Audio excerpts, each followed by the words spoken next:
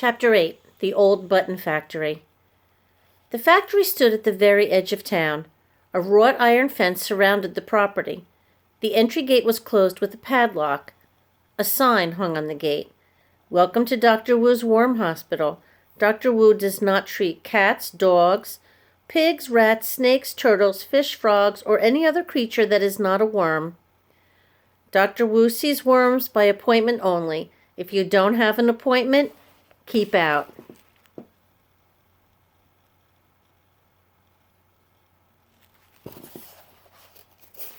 Funny. We don't have an appointment, Ben said with a sigh. And we don't have a worm, Pearl said, but somebody in there knows something about dragons, or else they wouldn't be making dragon's milk. Without another word, she climbed right over the gate. Even though Ben would normally pay attention to a sign, he knew that without help the little dragon might not survive. So standing on tiptoe, he carefully handed the cookie tin through the bars into Pearl's hands. Then he scrambled over. When his feet touched down on the other side, he expected an alarm to ring or police sirens to sound, or someone to holler, "You kids are trespassing!" But the afternoon was quiet. No traffic hum, no car alarms, no helicopters. "How come it's so quiet?" Ben asked. "It's always this quiet." "Thanks for holding the dragon," Ben said as he took back the cookie tin. He peeked inside.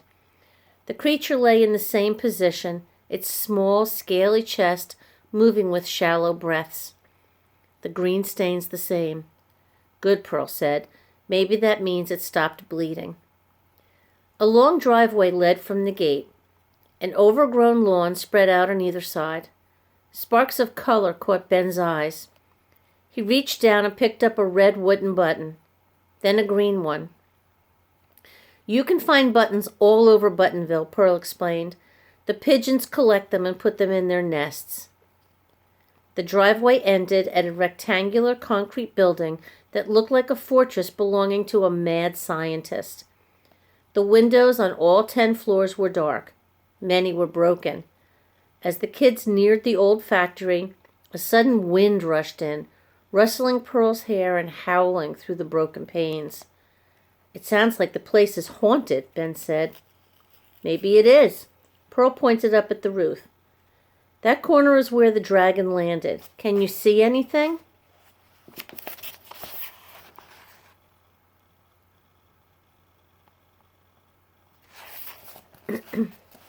"No, but if a dragon built a nest on top of this old factory, it's probably in the center of the roof where no one can see it."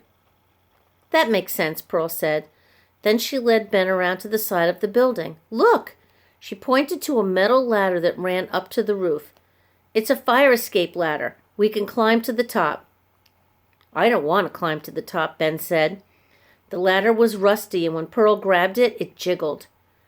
While he was worried about the ladder coming loose, he was more worried about what might be hanging out on the roof. What if the mother dragon is sleeping and we wake her up? The wind picked up and a loud howl sounded. Pearl let go of the ladder. "We have to give the baby back to its mother," she said. "No, we don't," Ben said. "I've been thinking about it. Dragons are reptiles, right?" Pearl shrugged. "I guess so." "Well, reptiles don't stay with their parents.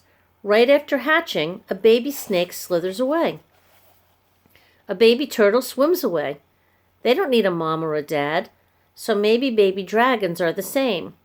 Ben clutched the cookie tin. "If the baby dragon doesn't need its mother, then I want to keep it." Something growled. Pearl glanced around nervously. "Okay, but it still needs to see a doctor. Let's try knocking on the front door." A note was taped to the front door. "The Worm Hospital is closed until it is open."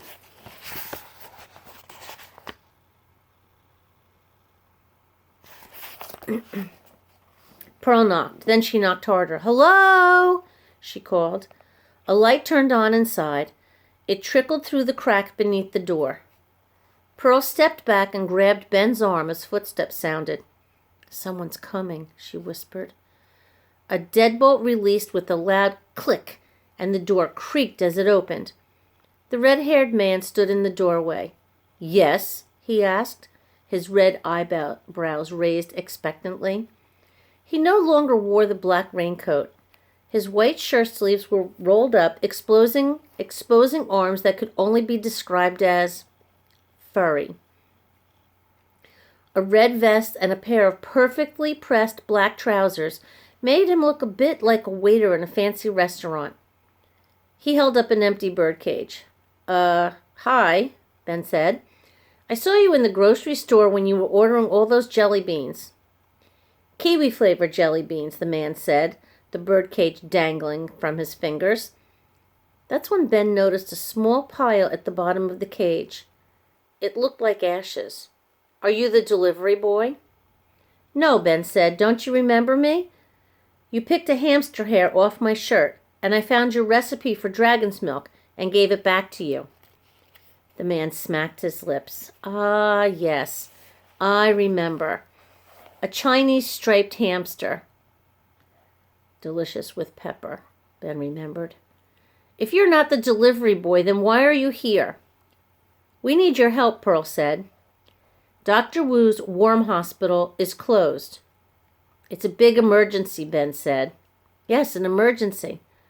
Do you have a sick worm? The man asked. No, Ben said, holding out the cookie tin, but I found something, and it's hurt. The red-haired man's whiskers twitched.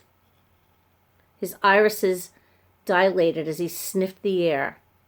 Do I detect a wyvern? He pressed his nose against the tin. Yes, indeed. My dear boy, you have found our missing hatchling. Hatchling? Ben realized that the man must be talking about the baby dragon. Do you know how to take care of hatchlings? Dr. Wu knows how to take care of most everything. The red-haired man shifted the birdcage to his left hand, then held out his right hand.